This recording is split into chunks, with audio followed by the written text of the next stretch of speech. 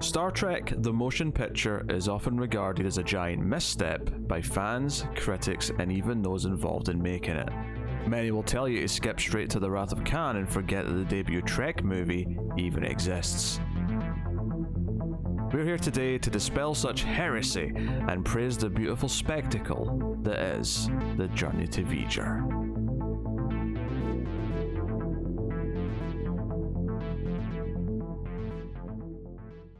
Welcome everyone to the Atomic Cinema Experiment. I am Peter, and joining me as always is Tara. Greetings, citizens. This is a science fiction movie podcast. We get together every week and we talk about a sci-fi movie we watched. And in this episode, we are discussing a vote winner, because every month on patreon.com/MailedFuzzTV, our patrons at $5 and up get to vote between 4 films. And all 4 movies, actually not all 4, two, because both of us have birthdays in May. So 2 of them were movies I love that we haven't done yet, and 2 of them were movies that Tara loves that we hadn't done yet. And one of Tara's... Who do the Patreons love more? Well, we never told them whose movies were whose. Now, admittedly, they probably guessed that Star Trek the motion picture belonged to you, the self-proclaimed Star Trek superfan, but I did see people guess incorrectly on the others when they were talking. Like, I heard people say they thought one was someone else's, and I don't remember what the other options were now, to be honest. It's been too long. I picked this one in Tomorrowland. That's right. So, yeah, people thought Tomorrowland was mine. Mm-hmm. For some reason. Did you say it was a birthday vote? I can't remember how I phrased it. Okay. It's been too long. So they knew it was a birthday thing, though? And that's probably why they wanted to give me a birthday present. Sure. Yes. Thank you, patrons. Yes. So we're here today to talk about Star Trek, the motion picture, the original Star Trek movie, which came out in 1979. And, you know, it has a bit of an odd legacy in that it's shafted upon by most people because it's not that good, according to them. And then Wrath of Khan is the first proper good Star Trek movie. But we will discuss that. We will discuss so much more. We will start spoiler free. We'll give you some warning before we get into spoilers. And we'll take it from there. Now, obviously, Tara's seen like all of the Star Trek, basically, ever. I actually reviewed this movie once before with Connor, because we did the original series, and then we went into the movies, and we're actually on season 6 of Next Generation right now, which is why this isn't the start of like the Star Trek movies. We're not going to do Star Trek 2 anytime soon, like probably someday, but this is someday. This isn't the start of a franchise or anything that we're doing. This is the one-off to have some Star Trek fun. I think it had a new remaster that was, this year, so it makes sense to go to it. Plus, I think part of this is that, Discovery and Picard have not been good, despite Tara trying to convince herself of certain things at other times. I think in some level you wanted to just talk about, good old-fashioned Star Trek again, because you were sick of me shitting on modern Trek. That was not part of my decision, no. No, okay. But it's a silver lining, right? It's a bonus. Well, I know you like this movie, so I'm not worried about it. No. Okay. Well, we'll get into it. So, I mean, the premise of Star Trek: The Motion Picture is really quite simple. There is some kind of anomaly traveling towards the Earth. We see it destroy some Klingon vessels at the start of the film, and the Enterprise is the only starship at Earth. Apparently, don't you have a good number of starships? Like, you would think there'd be a good number back at the dock, back at the home base at any given time, but just Enterprise. They're all on their 5-year mission. But so Kirk has to assemble the crew, get his command back. We'll talk about how he does that, and because there's a lot of interesting things to talk about there, I think. And the Enterprise has to go out and try and encounter, possibly reason with whatever this is, although as of yet there's no communication with anything. It's more like a big cloud than anything else, but they do theorize there is a vessel of some kind at the center of it, controlling and creating this. Yeah. So that's the premise of the motion picture. Mm-hmm. Usually at this point I say, Tara, did you like the movie? I feel like for this one it's a stupid question, and so I guess I'll just say, Tara, the floor is yours to make an opening statement. Well, I'll answer it anyway. Yes, I love this film. I think that's the motion picture. You're right. It does get kind of poo-pooed by even a lot of Trek fans. People just don't like this movie. I think when Wrath of Khan came to, there's like a famous movie reviewer that said, "No, this is more like it. This is what we've been waiting for." You know, but like, I think this movie's very special. It is very its own little bubble. You know, the uniforms are very different. It's almost art house in its style. It takes us takes a lot of swings and takes a lot of chances of how can we make Star Trek cool for a new audience, maybe like, well, we can make it more like 2001 or like Close Encounters or other Star Wars, other big science fiction films of the 70s, and they come out with something that is very new but also very familiar. I love all like the matte paintings and the model designs. I love all the Star Trek tropes that we get in this. We get a lot of the Spock delivery that gets made fun of for, Shatner. Plus we get a lot of Shatner dialogue where he does that sort of text-to-speech style of dialogue. I love it. I think everybody involved has never looked better. Like they all look good still. I think it's great. It's funny because when you watch this after watching the original series, everyone looks really old in it comparatively. But then when you compare them in this to like the sixth movie, which is most of their last times as the characters, it's like, oh shit, they look young in this now compared to that. I think they all look great in this. Like this is before. I mean, Shatner's still wearing like a corset underneath his uniform, but like he still looks good. James Doohan looks great in this too, and everyone looks good. Yeah. Although notably, is this the first time Scotty had the mustache? Because in the show he didn't. In the show he was clean shaven. Yep, I'm pretty sure this is the first time. Yeah, that's exciting stuff. Yeah, it's a lot of good introductions. Enterprise gets an upgrade, and so does Scotty. Yeah. Well, let's address the moose in the room, which is. The moose knuckle? Yeah, so moose knuckle, for anyone who doesn't know what this is, and I didn't, Tara taught me this. I had no idea there was a term for this. So moose knuckle is to men what camel toe is to women, right? That is what a moose knuckle is. Sure. Yeah. And I don't know if it's just because we're watching these things in 4K now and everything's all pristine and remastered, but Star Trek for a time was obsessed with trying to do like one-piece jumpsuit kind of things, right? Obviously Next Gen had it when that started as well, but they were more like leotards, where in here they're a bit more loose, right? So when Kirk first goes out of the bridge of the Enterprise and the camera does this, I don't even think it's him and his arrives before that, but the camera's doing like a pan and it's like all the crew are in like fiddling with things, and there's a guy who's stretching up to like put something up in the ceiling, and as he does this, I swear like his junk is just perfectly like shaped and embodied through his suit, and you can see it in its glory. 4K remaster. Yeah. And I'm like, this was such an unfortunate choice that they chose these outfits. I think you mean like the best choice, because it just adds to the detail that you can spot in the 4K remaster. And this is the director's cut, by the way, who's been dead for quite a while, but this is what he wanted. I mean, this was his last movie, so yeah, he's been gone for a while. Yeah. He actually didn't die till 2005, but he basically retired after this. Yeah. I think he had like one short or something after this, but that was it. This was his last feature film. He's the director of The Day the Earth Stood Still. And also The Andromeda Strain. Yep. Films that we have both done. And some other movies that people know. Oh yeah, he did like West Side Story maybe? Oh yeah, that's kind of a big one. Yeah, this is a sci-fi podcast. We don't care about stupid singing. And more singing, yes, none of that. Thank you.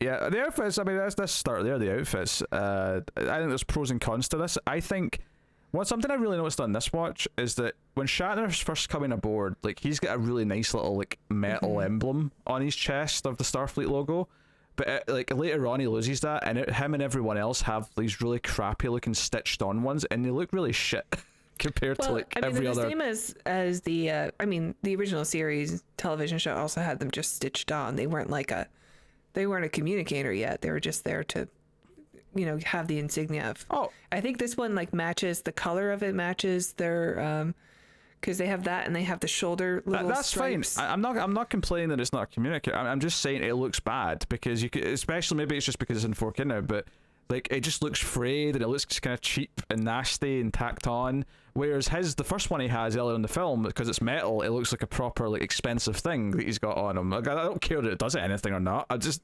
looks better. Because that's the thing. Some of the outfits look fine when it's because for a lot of the film he's got like a two-piece and Spock. There's so many different outfits. Yeah, in this, yeah. Because I noticed in the ending as well, Kirk's finally switched to a onesie, and I'm like, when did he switch to a onesie? But he's got a onesie now that's more of like a grey beige as opposed to a tan beige that he's had like the rest of the film. I really like the outfit when he first comes on board with it's like the white and grey. That's ensemble. The best one. That's the best one he has in the whole movie. That's the one that's got a good badge. It's got the best color scheme because it's very sleek. Because it's got white and grey, it feels a bit more dynamic, even though it's still very muted in terms of a color scheme. I like the muted colors a lot. It reminds me of like the Cage pilot. I understand why they did it. It was a big miss, for the most part. I don't love the onesies, and I think some of the color combinations on people, like I don't like Uhura's uniform. She should have gotten a gray one, but I like just how many variations there are of them, and I like the muted colors. I think they went a bit far. Like, as I know the theory is that TV is a colorful medium, but film is more reserved and classy, and that's why it has to be more earth tones than the TV show. But I do think a little highlight of the old color scheme would have went a long way just to make them pop. Just a little bit, just like a little rim around the collar or something, just enough to give it a little bit of life. Would have been nice. Apparently the actors hated the onesies so much that they made them redesign the uniforms, and that's when we get the red uniforms that are throughout the rest of the series. For the original series crew. Yeah, I'm pretty sure I cracked a joke when I first did Wrath of Khan that there was some sort of like weird like, we're going to get rid of this red shirt stigma by having them all wear red.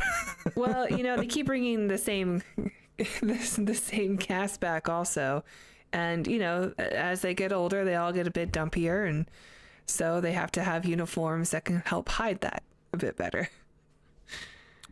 Yeah, that's fair. I mean, obviously the Enterprise is the Enterprise. The bridge, it looks great. It's a higher budget version of the bridge on the show. Are you having some? Oh, the cat difficulties. Okay. He's trying to knock my water over. I think where I noticed the budget though compared to the TV show, other than just like the general like how detailed everything is the warp core. like not only the warp core looking a bit fancier and far more like dynamic as far as a practical like prop or on stage effect goes, but also the fact that there's like an entire crew of people helping run it, and I'm like, you couldn't afford all these extras on the original show. And it's like 6 stories tall. Yeah, it's huge. It's now. Like a missile. Yeah. That's something that really sticks out when I watch this compared to the original show. But yeah, well, like you said though, like things like the matte paintings, the model work, like it is really great stuff, and it kind of bums me out that movies just can't look like this anymore because they just don't do these techniques, and it's a shame. I think my favorite moment is when we see Spock on Vulcan, like it's his introduction as to where he is, and Vulcan looks awesome, like especially with this 4K and what they've done to like help jazz it up a bit. There's like big statues of they're doing the thing in a mock time. I can't remember the name of the fight. And Spock has this like terrific haircut where he sort of looks like he's Prince Adam from Masters of the Universe. It's not really a haircut. I think the implication I get from it is that he's let it go and it's just growing. He still has the bangs. And it's just kind of it's just this kind of wild like 70s rock punk like Spock. It looks so cool. I love that. I wish we saw more Vulcans like that. Do you know what's so weird about it though is that it's kind of the opposite of what his character's going through at the moment though, because his character's like getting ready to like purge what's left of any human emotion, and his hair's probably the most expressive it's ever been. It's like the opposite and his outfit even too. It's very decorative. So And the whole thing is like they give him a necklace at the end, like that's also very ornate. Like this is interesting. So somewhat, Gives so much new Vulcan lore. Some odd design choices, maybe with some of that, in a sense. So I actually didn't realize that Mark Leonard, who usually plays what's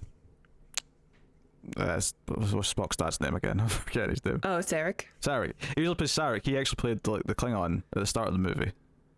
Oh, he did? I didn't know that. Yeah, it says Mark Leonard is Klingon captain. Oh, that's cool. Yeah. I never made that connection. Well, I mean, obviously he's covered in the Klingon makeup, and that's actually really important as well. This is the first time. I mean, it's not exactly like Next Gen's Klingons. Obviously, they still tweak it a little bit after this, but it's obviously a lot closer than the original series. Like, this is definitely the shift to the more kind of like thick, ridged heads with the brown like paint and stuff. Yeah, less problematic. Yes, more distinctly alien as opposed to being kind of oddly like a human. Bronze-faced. Yeah. So they had like a shimmer thing going on in the 60s show. It's kind of interesting actually that like they made a point of doing that in the opening because the Klingons aren't a big part of this movie. They're just kind of they're just what this thing runs into first to show us that this big thing is dangerous. Yeah. And they die, right? They get vaporized, and it's like, okay, all right. But they made a point of saying, no, we're going to show off these new Klingons, and we're going to make sure people know what a Klingon looks like now. And they have a new theme, and it's amazing. Yeah. I mean, that leads us into the music. I think Jerry Goldsmith's score here is the best Star Trek has ever sounded. Totally. I do not think that any, and it's not that they've not had good scores since on the movies or the TV shows, but I don't think like the way that motion picture main theme slowly comes in as Kirk is practically undressing the Enterprise with his eyes. Oh my God, he is so in love. See when the little shuttle turns round and you just hear the brass of the main like melody come in. It is magical. And for people who will say that this movie, lingers around and draws things out too much, like maybe there's points where I'll agree they could have trimmed it a little bit, but I will not take a single frame out of this Enterprise introduction. Anything is too short. I will not take a single frame. Scotty should have taken another lap. Just bring her around again one more time. And obviously there's like a bullshit reason why the teleporters aren't working. We have to take a shuttle just to give the excuse so that we can do this. So we get the big sweeping, but it just gives the music a chance to sing, and the music is good throughout. He sprinkles in like the classic theme here or there, but like his main theme is great, and that's why they used it for Next Gen. Obviously, they chose to repurpose that because it was such a good theme. And I do love it in Next Gen, but I think it's never stronger than in this movie, because in this movie it's so beautiful, because this movie is way more attractive to look at than anything in Next Gen. It's very majestic, and I think one of the things that the music benefits from is that it's a lot more varied. So like you get to hear the main theme in slower versions, you get to hear the main theme in darker versions. Yeah, there's a lot more variety to it, and ups and downs and so on. But yeah, the music's wonderful, and the music combined with the visuals, the great practical effects, and the models and the opticals and all that stuff. And I think fundamentally, to sort of bring it back around to why I like this movie, on top of all those things that obviously add a lot to it and make up a lot of it, but is that, to me, the simple story of there's something weird out there in front of the ship, we have to figure out what it is. To me, that is what Star Trek was. That is particularly the original series more than the rest of them, but that's what it was. It was the mystery of that thing out there. We have to try and figure it out and reason with it in some way, or defeat it, or whatever it may be. And the first Star Trek movie being just a big 2001-esque version of that makes sense to me, and to me feels like the perfect thing you do for the first Star Trek movie. And of course people say it's too slow and it's too this and it's too that, but Shatner said that too. Yeah, well, Shatner's wrong. I mean, Shatner directed Star Trek 5, and we all know how that turned out. So, you mean the best Star Trek? Shut up. That'll be on next year's birthday list. No, whoa. Just because we're not going straight through does not mean we're skipping entries. No. Well, then it is the start of a franchise. No. You can do that for a special birthday. We'll see. Okay, that can be when you turn a certain age. This is my show.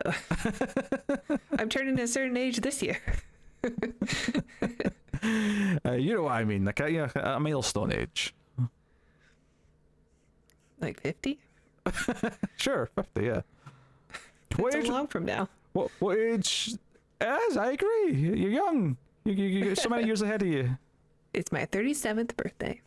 But yeah, what age was Shatner when he did Star Trek 5? That's the age we can do Star Trek 5. Oh gosh, I don't know. I know what age I was when Star Trek 5 came out. What year was Star Trek 5? 1989. Oh, it was? Yeah. Yeah, you were 0. I was born in 1989, so voila. It's a good year.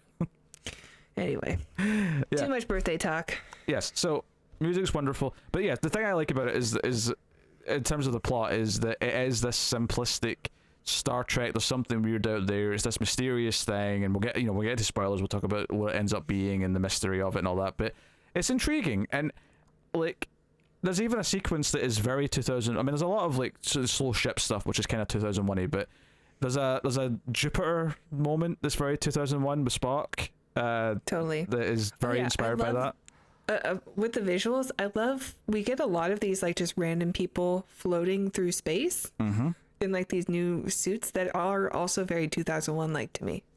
Oh, they definitely are. Yeah, they're thruster suits that they wear when they're outside. Yeah. Yeah. Yeah, they're all like that red 2001 suit for sure.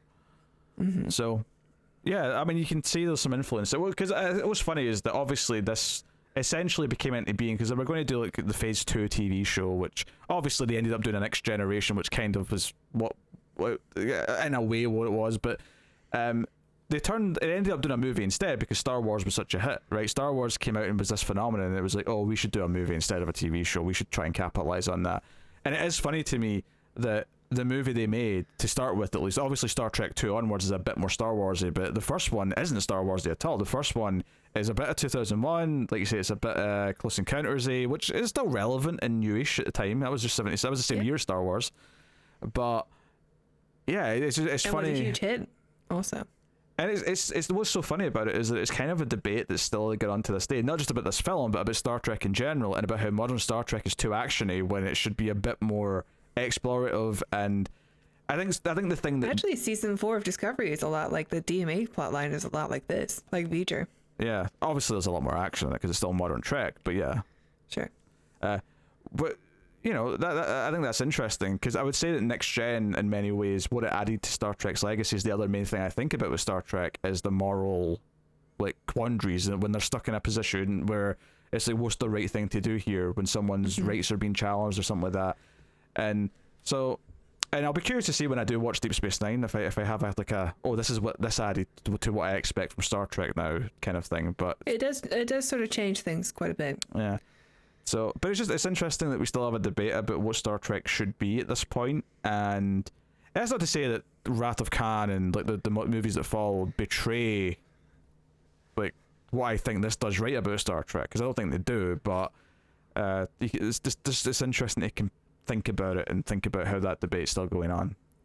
I love how this movie also, like, there's a huge arc mostly for Spock, which continues on through the next films by quite a bit, but like Spock's journey with Kolinar and what he has to go through and his sort of attachment to this, mysterious anomaly thing, or why he's drawn to it, I think is it's done really well. Like a lot of people kind of skip over the story when they talk about the movie because they talk about the visuals and stuff, but yeah. I think Spock's journey in this film is actually really interesting and really good. I like Spock's character arc in this. I think that Kirk also has Kirk definitely does as well. I mean, he's kind of faced with his own hubris in a way, and it's almost like, yeah, we're getting Kirk's midlife crisis as well. And you know what, I do think, even though I really like the movie, I will say the weakest parts of it probably are the new characters that are there because they have to like go through certain things by the end. Like, I like Decker quite a bit, actually. I don't dislike Decker, but I do think he's a little bit bland, and he kind of exists for the purpose that he's going to serve by the end. And I will say this is not the movie's fault because obviously this came first, but his name's so close to Deckard that it was every time I watch it, it's distracting. Well, I think he's meant to be the son of Commodore Decker from what's the name of the Doomsday Machine? Yeah, that makes sense. Yeah, which is probably why he has some disdain for Kirk on top of what Kirk pulls in the beginning of the film. Yeah, because he's the captain of the Enterprise, and Kirk kind of takes it away from him. So we'll get into all that stuff when we get into the spoilers properly. But that's kind of where we're starting with their characters and like how they clash with each other. So yeah, I think there's a lot of stuff to love in the motion picture, and I think it does maybe have some faults, and there's a couple of like minor acting roles that I do think are a bit ropey. Like, see the two people who are on the space station near the start who report back to Starfleet, like they are terrible. Like their line delivery is atrocious, but you just gotta roll with it. Yeah. As far as the uniforms go, just to touch on that, the security officers have like this weird shaped the gladiator vest thing. And they have the headpiece. It's like it's like something you wear in Gladiators when you've got the big Q-tips, the big the big cotton buds. The thing that Riker and his dad used to like battle each other. Yeah. Yeah, they have like a football armor, but like their bulletproof vest like goes down to cover up their junk too, which I'm sure they appreciate. But like, there's no bullets in Star Trek. It's all phasers, so it's a bit odd. I don't love that uniform. Yeah, and I'm pretty sure that's abandoned for the next movie. So they clearly looked at that and went, "Yeah, we don't like that. that was a bad move." Imagine if they still had that in Next Gen and Worf had to walk around wearing this thing because he's a security chief. Well, he couldn't wear a helmet. They could design a big one for him. It'd be too big. His head wouldn't clear like the P-ways. Oh, that's good stuff. Yeah. So, yeah, Star Trek: The Motion Picture, I think, is unjustifiably maligned, and Agreed. It's not my favorite Star Trek movie because the They're all Voyage my Home favorites. exists. Yeah. Oh, okay. But I like it more than several of the others. Like I like it more than 5 for sure. I like it more than 6. I like it more than 3.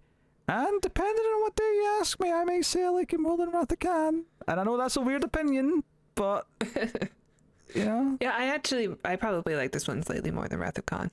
Oh, look at us being controversial. Yeah. I just think it's so neat. It's such a cool Star Trek movie. Plus, it kind of combines two things that I love, which is, Star Trek and 70s sci-fi movies. It looks like a 70s movie. And it's the only one something we've seen. Because it's 1979, and after this, they're all 80s. They're all 80s, and 90s, like after this one, they all kind of look the same until you get to the Next Gen films. Yeah. Which I like the original series films more than I like the Next Gen ones too. I think everyone does, to be fair. Yeah. People like a lot of people like First Contact. Not everyone does, but not many people like the other 3 Next Gen movies that much. So I like Genesis a lot, or not Genesis, Generations. Excuse me. I don't remember the Phil Collins Star Trek movie. Generations. I like that one a lot. And I mean, honestly, I like them all, but yeah, if I'm putting a ranking, the motion picture is pretty high on my list. Yes, but you're notoriously a Star Trek apologist, so. Well, I mean, I'm a fan, so like, if you're giving me more of something I love, then yeah, it's good. Yes, thank you. Straight to my veins, please. I still need it to be good when I like something. When I want more of it, it also has to be good. I appreciate it when it's good, but they're all good. Like the baseline is good, across the board. If any of the films that people don't like were episodes, they would be like, "Oh, those are some of the best episodes of Star Trek." No, they wouldn't. Shut up. You're just making baseless accusations now. I don't think so. Star Trek 5 would be shit as an episode. It's shit as a movie. Oh, Star Trek 5 is so good. Star Trek 5 is we're probably never going to cover it, so I'll just say it now. Like, Star Trek 5 is like, when you're a fan of William Shatner, it's such a slice into his brain. It's like eating chocolate cake, because it's just so, it's written and directed by him, and he was a Star Trek writer for a while. He came out with novels for a while. And like, the fact that it opens with this man who has the body of Winnie the Pooh free soloing the El Capitan mountain in what, like his 60s. Oh, so much hubris. I love Shatner. I'm not saying it's not at times an entertaining train wreck, but it is not a good movie. Oh, it's good. It's still good. Row, row, row, row your boat. No. All right. I will say spoilers so we can talk about everything in Star Trek: The Motion Pictures. You have been warned from this point forth. There will be spoilies for Star Trek. So, can we talk about possibly the darkest moment in Star Trek history, which is just randomly in the first like chunk of this movie? So. Out of nowhere, so Scotty mentioned the transporters are down when Kirk goes up to the Enterprise, and that's why he takes the shuttle and stuff. But then they're like, they think they've got them online, so they're beaming in like who's supposed to be the science officer, the Vulcan that we see with Kirk briefly when he arrives at Starfleet. Yeah, his Spock's replacement. Yeah, and someone else. They're beaming up to the ship, and then like but they start to lose the signal, and and we hear some screaming as they sort of disappear, and everything goes quiet. And then Kirk says, "Starfleet, do you have them?" And the guy in the voice that over the comms just says, "What we got back didn't survive long, thankfully." And I'm like, that is that. Like I'm imagining like a David Cronenberg-esque mutation like arrive back. You sort of get like images of it. You don't see too much, but like you see these like humanoid shapes, and then you see them start to deform a bit to where they're not quite as humanoid, or not a humanoid that you would recognize anymore. Before they get sent back with the shrieks. This is so dark, and it's super dark, and it's also doesn't really feel like it like feeds into the rest of the movie that much, because no, the only time it ever comes up is the maybe faintest connection is that when McCoy comes on board, he doesn't want to take the transporter, and Kirk's like, "What do you mean? He has to take the transporter. Everybody takes the transporter." Like, wait, did you not remember what happened like 10 minutes ago? Maybe it shows you how like up his own ass Kirk is. He's already forgotten that the two horrible deaths that happened on his watch. I wonder if that was like an added scene or something. It's so randomly dark and like body horror, and I kind of like it. It's very memorable. Like I like the moment. It could be an added scene because originally Leonard Nimoy wasn't going to be in the movie because the Paramount or whatever still owed him royalties, so he wasn't going to do it.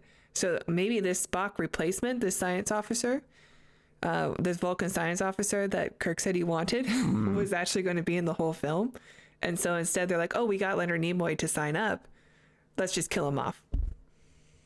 The only problem with that is that implies they're shooting the movie in order, unless they shot like so many different scenes, then replace Spock with where this guy was. But given how much the character dynamics between Spock and Kirk are a big thing for the back half of the movie, I can't really believe they did that. So, well, I mean, I think they started shooting the film without Leonard Nimoy involved. Sure, but movies get shot out of order. So I'm not like I mean I'm not saying you're wrong in saying that this was like a tacked-in scene to, I don't know, I'm saying it's a possibility because of the situation. But and because they never talk about it again, and they just allow McCoy to beam up through. yeah. I mean, maybe this was just a way to write him out. Maybe they had like all the good ideas for the rest of the like Spock stuff. I mean, maybe it was just gonna be this other guy's arc because he was just like because he wasn't Spock, he didn't have a connection to humans yet, so he was going to start off in that like cold Spock state, whereas Spock's got a different reason for it from what we see him. But yeah, okay, well, yeah, so yeah, so I think we'll save Vija, right? We'll save all the stuff with the plot for later, and we'll just talk about the character arcs just now, because I think that'll be neater and how to talk. And I think Kirk, first of all, Jerry Goldsmith, the way his entrance, the camera goes up to the little window on the shuttle. It's like the main theme kicks in when you see his face. It's like, all right, okay, you got me hyped. Glorious. You got me hyped. With the great toupee. So Kirk has already decided, because what's going on, he's like, in an hour's time after this meeting with the Admiral, I'm going to be commanding the Enterprise. And he goes aboard the Enterprise, but you get the whole big, this gawk at the ship scene with Scotty. He comes aboard and he goes to the bridge, and it's nice to see, Uhura, Chekhov, and Sulu. They're all happy to see him, and they're excited. and they've just found out that he's going to be captaining the ship again, and it's kind of a big thing. But I think it's Uhura says right before he goes off to see Decker, she's like, he doesn't know yet, sir. And it's like, it's her or Sulu, who says that. Like, he doesn't know. Yeah. Just so you're ready. So he goes down to engineering. Do you like seeing a young Bester? Oh, very funny. Very funny. Yes, yes. I just am surprised he hadn't brought it up already. Well, because he's still Chekhov first. It's not like a shoehorn a Babylon 5 reference in just because he's in that. Which we're currently watching. Yeah. We are, yes. We're in very late season 4 currently. So he goes down to speak to Decker, and it's funny because he says something to Scotty about making sure the ship, because Scotty's been like complaining and whinging about how, like, do we need to launch in 12 hours? You can't be serious, Captain. Like, that's not possible. Well, we know how Scotty talks.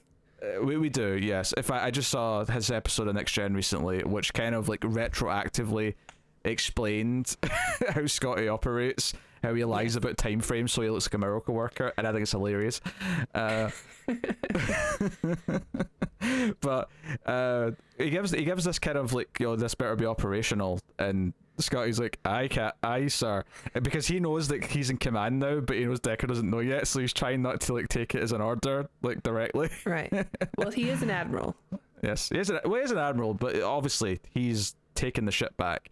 He tells Decker. I love that we see everybody on the crew just like in each room that Kirk visits. Mm-hmm. Like, people are just assembling the ship. Like, they're just putting it all together. Well, because they can afford extras on this. Well, I mean, I love that it's not just a refit for the Enterprise. Like, it's still under construction when they have to leave.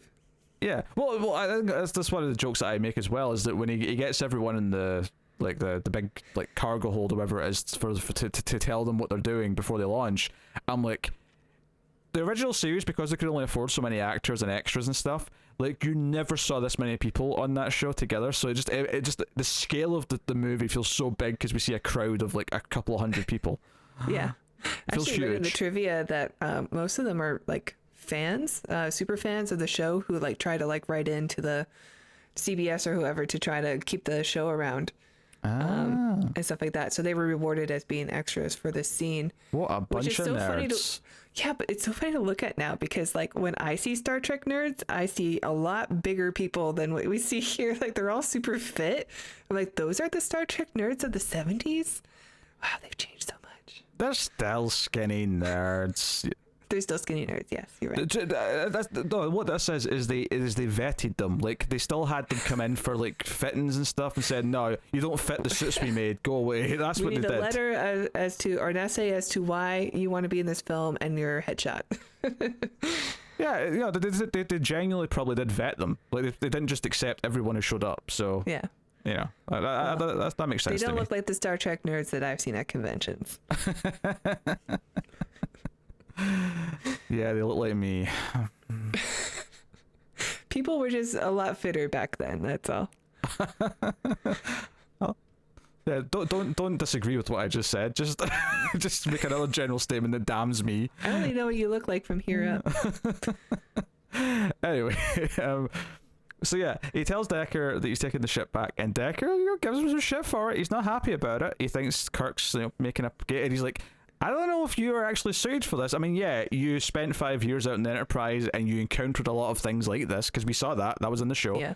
But this ship has been retrofitted with all this new technology. Things have changed. You don't know the ship that well. I do. So yeah, I don't know. We meet Decker as he's actually solving a problem in engineering that Scotty presumably wasn't able to solve. Yeah. So like, he does know the ship. So it does present you with like a reason why maybe Kirk is being egotistical, and he is like, because we know he loves being in the Enterprise. We know he loves being a captain of a starship. He loves being out there, right? Yeah. That's brought up especially in repeatedly. Other films too. We learn that, when he tells Picard, like, if they offer you Admiral, don't take it.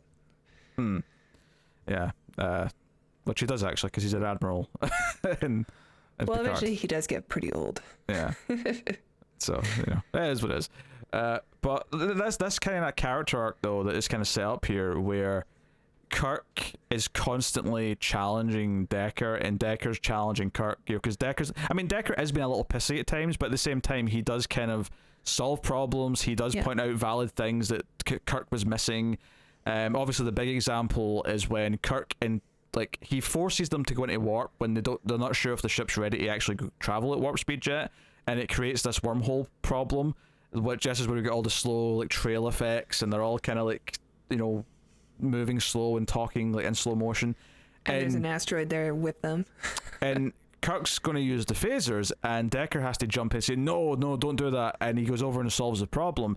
And it turns out that because of the way the ship has been retrofitted, the phaser power goes through the engine or something. Basically, it would have caused like an explosion. Like it would have been like a dire situation. It's like Kirk's like has to accept that if his order had been followed the way he said it, he would have made the disaster happen or worse or whatever.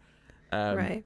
And this constant like having to like accept this, and of course McCoy is his conscience, and he's there like saying, you're pushing Jim, you're maybe Decker's right, Jim, you're not quite following this. Yeah, I think it's an interesting decision to have it's a good way to bring Kirk back onto the Enterprise, is have him manipulate his way through like other admirals and stuff to convince them to like, I'm the right person for this job because we need this done fast and I have the most experience, solving anomalies, so get me out there. But it is an interesting way to introduce our hero that we already know and love as somebody who is doing that, who's like pushing another captain out of their chair. I think it's great for two reasons. One, this is inherently far more interesting than just, Starfleet look around, there's an anomaly, we need the hero of Starfleet, James Kirk. That's how Shatner would have written this. Yes.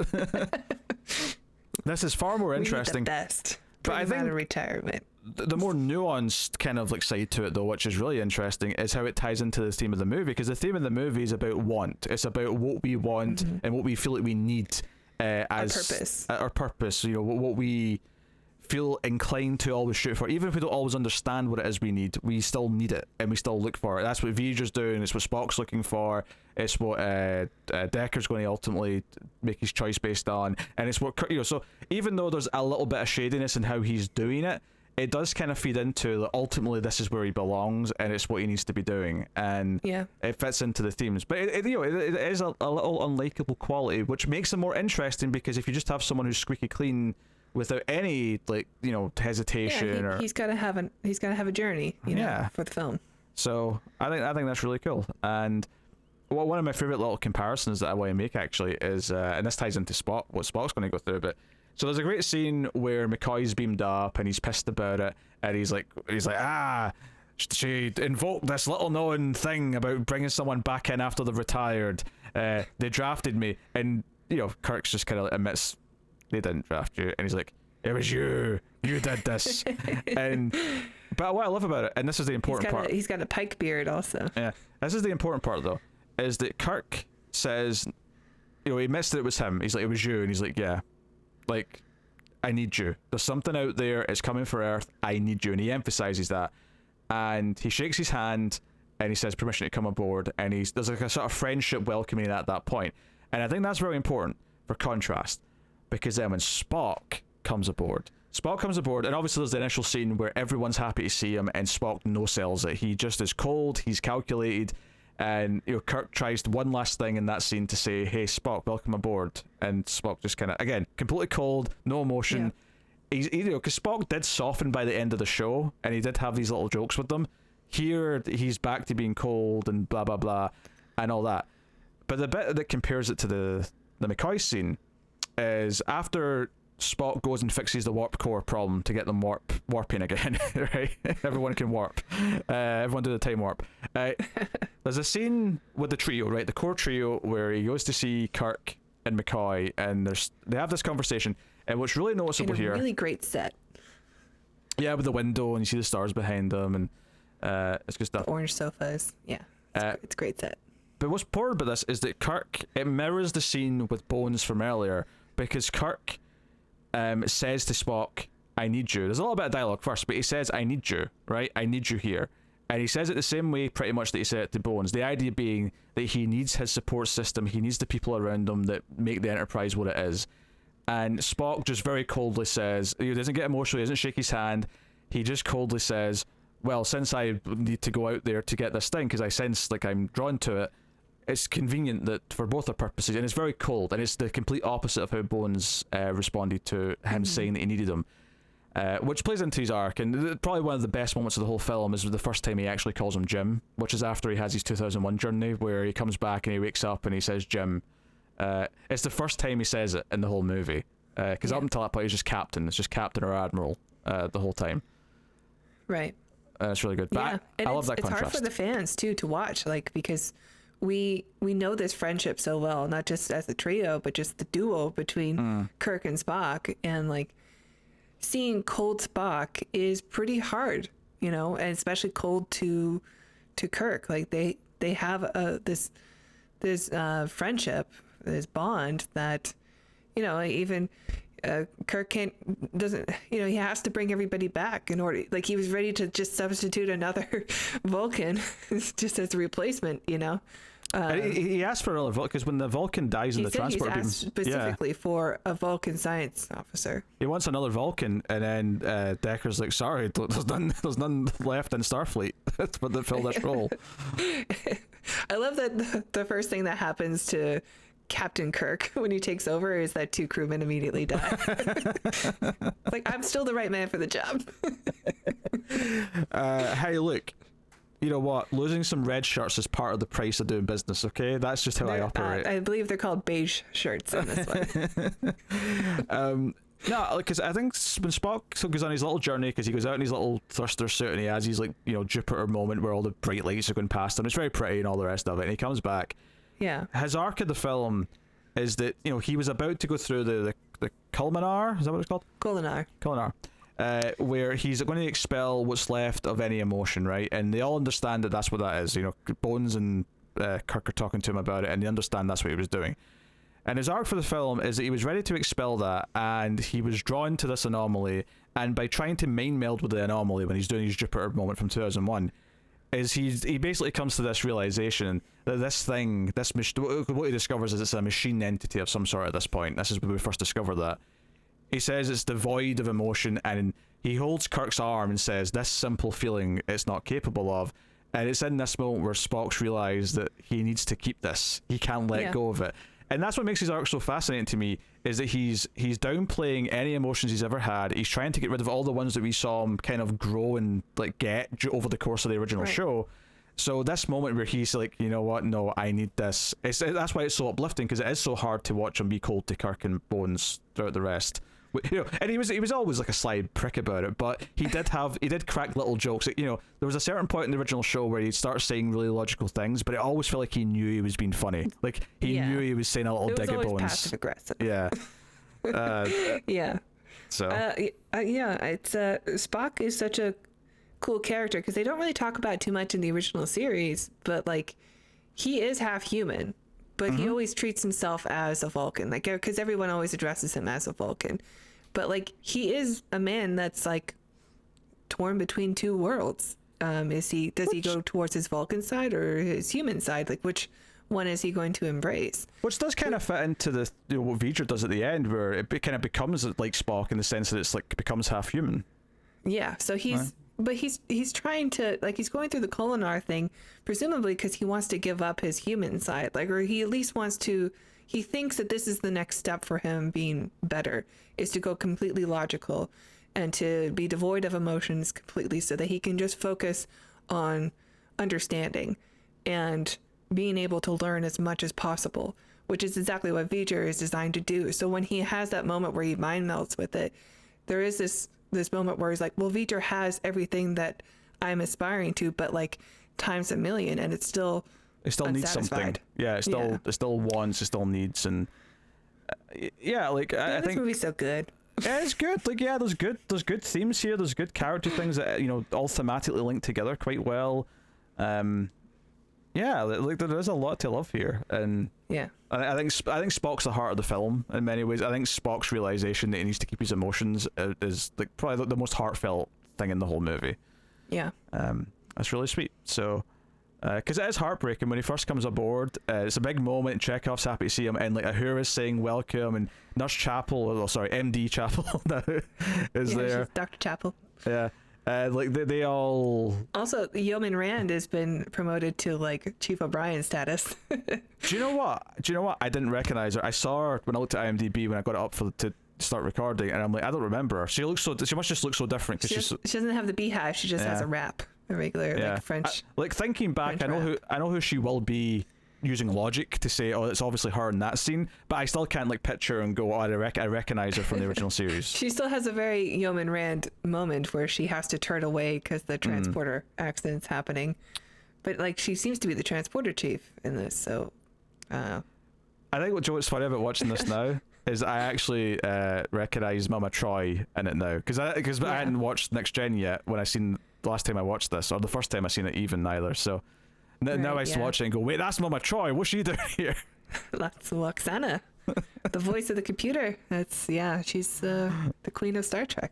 But you only recognize her as with her, like her bleached platinum hair. Well, she has dark hair in this, does she not? Well, she has dark hair in this, but it's like, is that why you didn't recognize her before? Well, she has dark hair in Next Gen. I'm sorry. I thought you were saying that you only recognized her in this because of Loxana Troy. Well, yes. Meaning that maybe you had trouble before because she didn't have her platinum blonde Nurse Chapel hair. Well, okay, what I'm saying is that here she still looks like her in Next Gen, right? Obviously she's dressed way different, like whatever, but like I've never been able to recognize. I've never went back and watched the original series and recognized her in that as like who she is later. I see. Okay. Yeah, hair makes a big difference. I am aware that she was in the original series, but she obviously it's not just the hair though. And attitude, like she's very calm in this. Yeah, I mean it's also a bigger time jump as well. Sure. You know. So. Anyway, but yeah, they're all excited to see Spock, and he just like is just so dismissive. He's like, I must solve this, I must fix this. Also, you, Deckard, giving my chair back. That's where I say, get moving now. So I know he's been demoted to science officer. Yeah. Well, he's executive officer, which we never really had. That's funny. We never really had that in the original series, which is something that I feel like most have had since is the number one, but there was never a number one in the original series. Yeah, it's interesting. But yeah, there you go. So yeah, Kirk and Spock's like character arcs for the movie, really like them, especially Spock's. Spock's is really good, and it feeds into the themes of what we're doing with V'ger and Ilana and Decker. We haven't even talked about Ilana yet, so or Elia, yeah, whatever her name is. Aaliyah, there you go, that's it. So she comes on board and she's got a bit of a pass with Decker, which honestly it felt a little bit like Riker and Deanna to me. Totally. I was getting a little vibe of that, but she comes on board Delton. And for some reason like Chekhov gives this really sly smile when she walks in, like maybe he just likes chicks from that planet. Maybe he's into bald ladies. He's got a thing. I mean, she rocks the bald. She's a beautiful woman. But yeah, so they have some moments, and her big thing is that because there's like a series of like incidents on the way to, obviously the warp speed one is one of them, but there's also like when they get there they get zapped initially. Eventually though, the big thing with her is that there's this probe that is like a vertical like light or electrical line that sort of like appears in the bridge and is like it's like scanning the bridge, and it eventually zaps her out of existence, and like her tricorder just kind of falls to the ground. But then she reappears, but she's not really herself. She's like a drone that V'ger's speaking through. But, in a very, very short outfit. Yes. And they try. It's a great look. And they try to communicate with V'ger through her. They try to use the fact that she has an attachment to Decker because they still theorize that some of her emotions and recognition is still in there. So maybe that's a way they can. We see it also. Because like when she first meets Decker, when she's herself, like just a big smile like comes across her face and stuff. And when she's eventually taken to sickbay and Decker sees her as this, whatever she is now, this new version of her, she starts to like smile again, although it's pretty weak, and then she says his name real slow.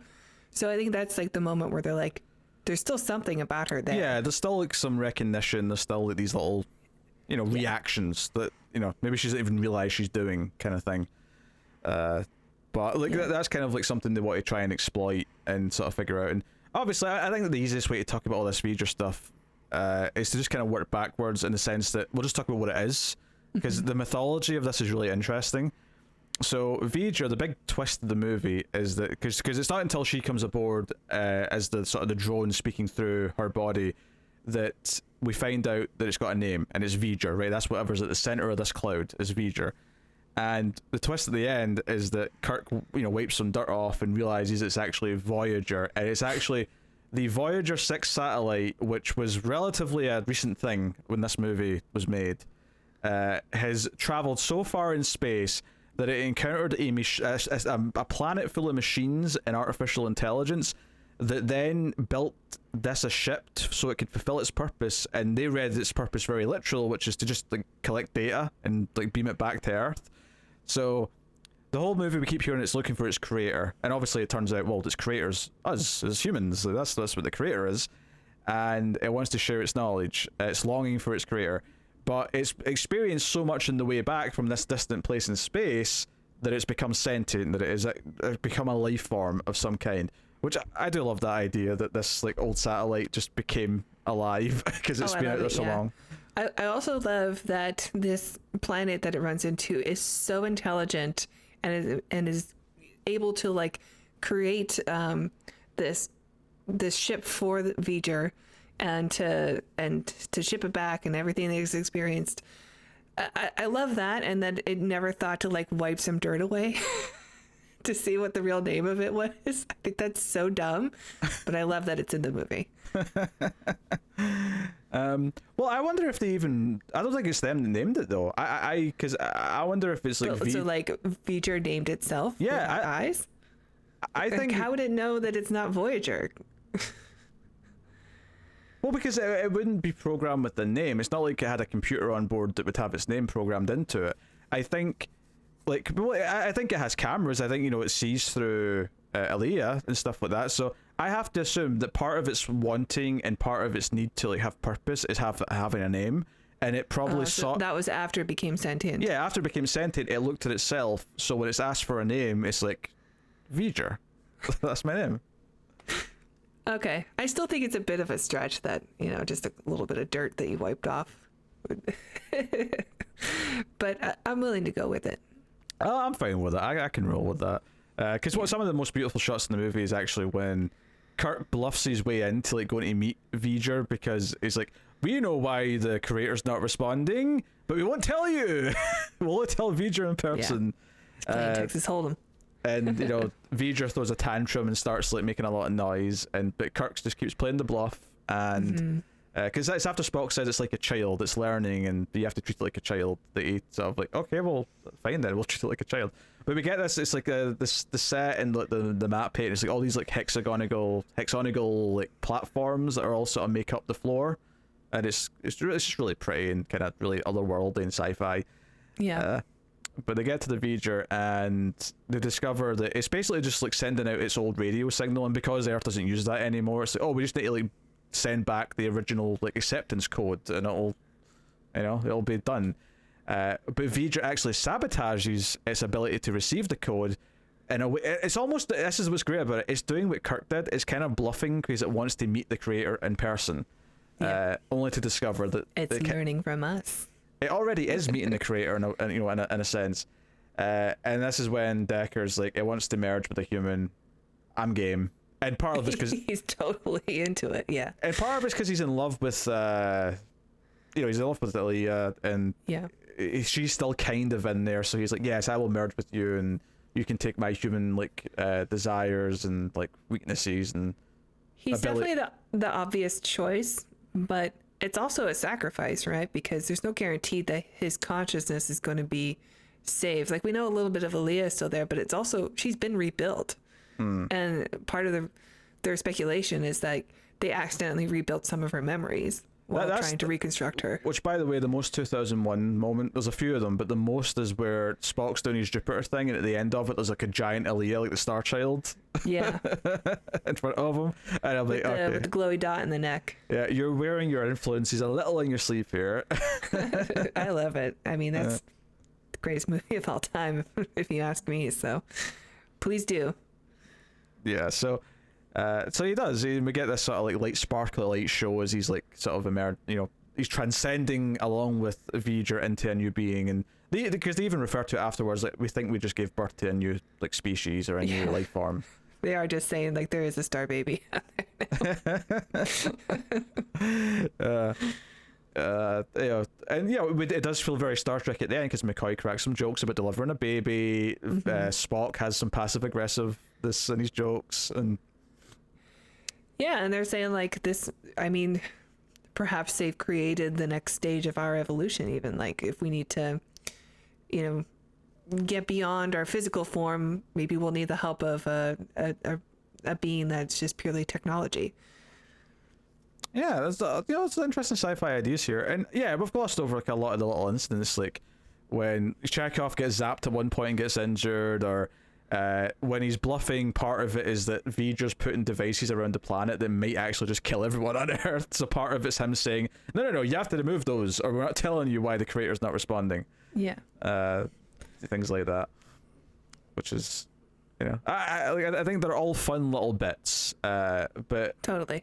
For me, it's more the journey and the character arcs and the themes that make this movie sing. It would have been nice to have more of the characters that we love from the show, like have more to do. But this is very much like Kirk and Spock's film, with a dash of McCoy.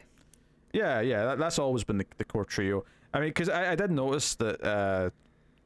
Scotty's got some great moments early on, so I'd say he gets more than the rest of the characters do. Yeah, but he's got some great like eye acting. Yeah, but I also do notice that like when he shows up in the bridge at the end, I'm like, oh yeah, we've not seen you in like an hour. Like he does disappear from the movie after a point, just because of what his role is.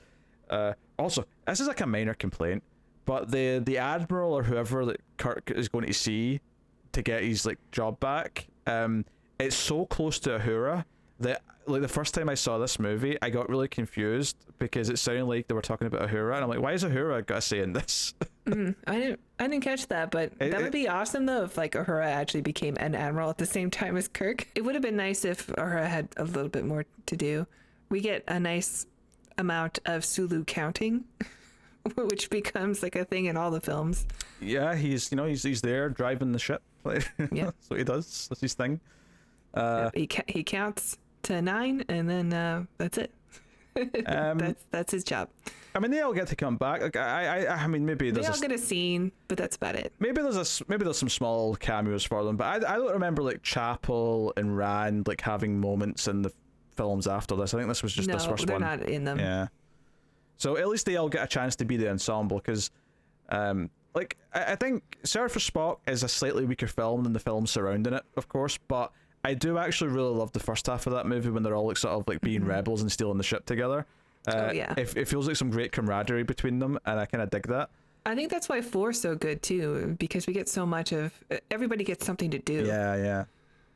No, that's true. And everyone gets a moment to shine. It's almost like they realized after Wrath of Khan that like people love all these main cast. It's not just the core 3, and they're still going to be the most important ones, but the rest of them all should have like proper supporting roles as opposed to just being around. Yeah. A lesson that Star Trek Discovery could learn from. Yeah, there's a lot of discovery in this too, or I guess the reverse. Yeah. But I think even like season 1, Michael Burnham has that arc for her character of trying to figure out, is she more Vulcan or human? Because she's raised culturally Vulcan, but has to relearn how to have feelings again. It's much worse, but yeah. And then she has way too many in season 2. It's much worse, but I can see the comparison. Yeah, I mean, a lot of what I liked about her character I saw in Spock in this, but yeah, I mean, they sort of done her character dirty after season 1, I thought. But anyway, this isn't a disco talk. No. I'm sure we'll talk more about Disco when it comes back for season 5. Look forward to that. I am looking forward to it. In the meantime, though, you can catch us being actually quite positive on Strange New Worlds weekly. So yeah, we'll see. The 3rd episode's out, but I haven't watched it yet. Yeah, well, yeah, but by the time they get this, though, we'll probably the episode 4 review will probably already be up by the time they get this. So Probably. so hopefully episodes 3 and 4 were still as good as 1 and 2. We're still positive. But yeah, I think there's just so much I love about. I love the slow pace of this. I love that it isn't an action movie, and I think Wrath of Khan works well because there's this personal vendetta, and it worked better for me having watched the original series than when it didn't. Like, because I saw the movies all for the first time before I saw the original series, like a long time ago. And I think Wrath of Khan definitely benefited from me having seen the original series. In fact, so did this, to be honest. I think just like caring about the characters and like having the history with them makes what they go through in this movie, all the subtleties of it, just click way better. If you care about Spock and Kirk and their relationship and their relationship with Bones and the comparisons between them and how all that usually works, because if you know all that going in, then all the little things that happen between them really click in this movie. If you don't, it probably is too, I don't know, too inside baseball almost if you haven't seen the rest of Star. Or I mean, not necessarily have to see all of it. I'm not saying you have to see every episode, but I feel like you have to have seen a spattering of episodes and sort of know the dynamics to get what's not, you know, to feel what's wrong, so that when it gets fixed, it feels like something's happened, kind of thing. Yeah, I'm trying to think because, you know, I grew up with a family of Trekkies. So, like, we had all the movies on VHS that had come out when I was young, and we had quite a few episodes of the show on VHS also because they released those. I don't know if they released all of them, but we had, like, Doomsday Machine and Trouble with Tribbles and all the highlights, you know. We had those on VHS too. So I guess I watched them all together. But, you know, there's a long time where when I thought about Star Trek, I thought about the first 6 movies more than I thought of the show. Yeah. I mean, it's so easy to be a fan of just the films. And I've heard that people, you know, who like Star Trek The Next Generation like the movies, but have not watched the original series. Which is a shame because there's a lot of good stuff in the original series. Oh, yeah. I mean, I think a lot of people just see the original series as like some of the more kooky parts, like, you know, like hippies in space and stuff like that. And so, or like a lot of sexist and stuff. And I think that people have a really, you know, a misunderstanding of how actually progressive and awesome the show really was. Obviously those goofy episodes, and it's very progressive for the 60s, and obviously progressive for the 60s can maybe look not progressive enough by like later standards, but you know, Sure. even Next Gen has that though, where Next Gen is aged better than the original series, but there's still the odd moment where me and Connor watch it and we say, we can see the good intentions here, but clearly there's a couple of things that would be better if they try to tackle this now. Like, there's clearly some old-fashioned ideas that are still kind of holding this back a little bit or something. I like, mean, even the way they wrote women in both series are not great, you know. Yeah, that's fair. Yeah, I mean, we've complained about that, and I mean, they also had a black woman on the you know, the bridge of the ship. Oh, that was a huge deal in the 60s. So that is a huge deal. And a Russian, you know, but that was a huge deal too. Yeah, but that's kind of the point, though, right? Is the idea is that the future's so perfect that Russians and Americans are in harmony and like they're happy together. You know, that's the point. But with the Next Generation, yeah, the plots that Troy and Crusher tend to get usually suck, and it's a shame. And it's usually a love story. Yeah, it's usually romance, which is just kind of that. Like, what's the one thing we can do with a female character? Oh, a romantic story. Like, can't a woman have a crisis of conscience? Can't she have like a moral decision to make? Can't she, you know, just anything else you would write for a guy? Like anything. Like, yeah. Like you can do all of that with a woman, all of it. Like the only things you can't do is maybe like a piss up the wall competition. That's like the extent of what you're not allowed to do. Yeah. Anyway, but yes, but this has been a motion picture discussion, so I should probably wrap up before we go rambling into just all Star Trek. But needless to say, there's a lot of DNA. That was always going to be a risk with me on here. That's true, but like, especially since you get to talk about the new shows, but you don't get to talk about the classic shows as much because that's what I do with Connor. But yeah, so it's okay. A little bit comes out. I'm sure the long time acers. They voted for this for a reason. They wanted me to talk about Star Trek. If we're the lead scientist in the experiment, then they're all the guinea pigs. No, we don't experiment on animals. No, not animals, humans. Willing humans who give consent. Interns. Here, patron, hold this substance that may explode in your face, just to see what happens. But no, like I feel like they're probably excited to hear a little bit of classic Trek talk from you, since you are such a big fan. It is interesting revisiting this now with the hindsight of watching most of the Next Gen and seeing some things that clearly like was in the brain and it became something on Next Gen that in many ways became, you know, as I said, there was some Troy and Riker with a couple of the characters. I do think Troy and Riker are better characters than Decker and Elia, so well, Riker definitely is. Troy's debatable. But I really like Decker and Elia in this film. I think they're both pretty strong, actually. Good performances, good actors. I think they're fine. I think they suffer a little bit from being kind of like there for their purpose, which almost makes them glorified red shirts in a way. Like, not that they die in a silly way, I but mean, Decker's got a pretty good dynamic going with Kirk. like, and you can't deny that the way she's zapped by like a you know, a pole of electricity is like, it's not that much cooler than a puddle. You know.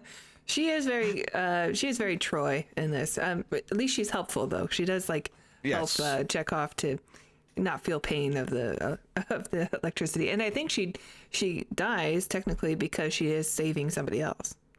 Yeah, that's fair. And obviously Troy has more. I mean, not that Elia doesn't have personality, but Troy has a more normal, because, you know, Elia is kind of weird. Like, she's meant to. She has that weird voice. She talks a bit different. Like, she's got like a bit of more of an alien vibe. Whereas Troy's technically an alien, but like, even no. I think she's just Indian, but I think maybe she's Pakistani or something. Who? The actress, Persa something. No, she's. I'm not talking about her accent. I'm talking about like she's got like they're doing a thing here with her voice. Oh, they're altering the voice.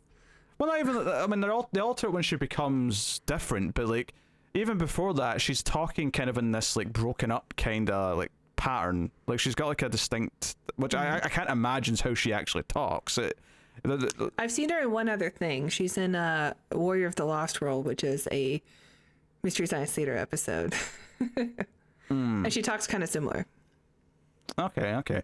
But maybe that's why they cast her. Maybe they liked her cadence because it was a little different. But what I mean is, I'm not talking about like her natural voice. I'm talking about like, you know, between the bald head and the way she speaks and they give her this almost presence where everyone like is impressed when she walks onto the bridge.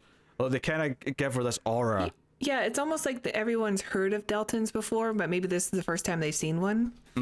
Yeah. So I think that's what I got from it anyway. Yeah. So the point I'm making is that's distinctly more standout in terms of like everyone's reacting to it, whereas with Troy, it's like, it's a Balthazar, you know, it's fine. A Balthazar? Balthazar, that's what I'm going with. She's a Betazoid. Betazoid, that's the word. I forgot the plot. She's a demon. Yeah, Betazoid. That's close enough. I knew that was wrong, but I thought I'd say it just to give you a chuckle. Yeah. That's okay. She's kind of demonic. She can read minds. Well, not exactly. Yeah. She can read feelings. All right. Would you like to rate the motion picture? It's a 10. 10, 10, 10. 10, 10, 10, 10, 10. I love the film. I mean, I don't know. I'm sure you didn't really need to ask. It's a bit high. No way. I mean, I really like the movie. I compliment a lot of it. I love how it looks. I love how it sounds. But I'm giving it what some people would probably still call far too positive, but for me it's an 8.5. Controversial. Controversial.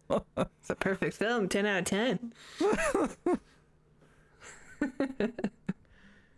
See if we review the rest of these someday, are you actually going to try and seriously with a straight face give every single one of them a 10? Well, I mean, I love them, so it's not difficult for me to rate them 10s. Yeah, you can't give 5 a 10. It's not. I love 5. It's not a 10. It's but not. I love it. It's not even. It may. It's a great movie. Like Star Trek 5 is very aptly named because it's probably about a 5. Well, then we should do that one next. No, skippies. No. We'll do that next week. No, that's definitely not Coming up happening. next week on the Ace. That's not Star what's Trek coming. 5. That's not what's coming up next week. Don't listen to her. She knows not what she fine. speaks. Frontier. No? Okay. Oh, I also looked up what won the Oscar for Best Score that year. And it's a movie called A Little Romance, which is a rom-com from 1979. Look, it's got decent ratings. IMDb has it as like 7.4. But there's no way that music's better than this score. All the other stuff it was nominated for, I'm pretty sure lost to Alien that year because it's like special effects and stuff and design. Which, fine, that's a masterpiece too. Well, I will take this time to thank our Patreon producers for the month. So thank you very much to Tyler Hess, Cindy Pelletiers, David Short, Bordnow, Christopher Moy, David Brown, Al Tradesman, and Alison M. Fordyce. They are patrons at one of the higher tiers. But you can support us for much less than that, can't you, Tara? That's right, Peter. If you enjoy our reviews, please check out our Patreon page, where if you donate as little as $1 per month, you'll get access to bonus episodes of reviews. We tend to review our more B-movie lineup for sci-fi over there. You can find reviews for like the Tremors sequels, which we're working through. We also do fun little sci-fi gems like The Guyver. And The Brain was kind of fun. Who knows? Maybe your favorites over there.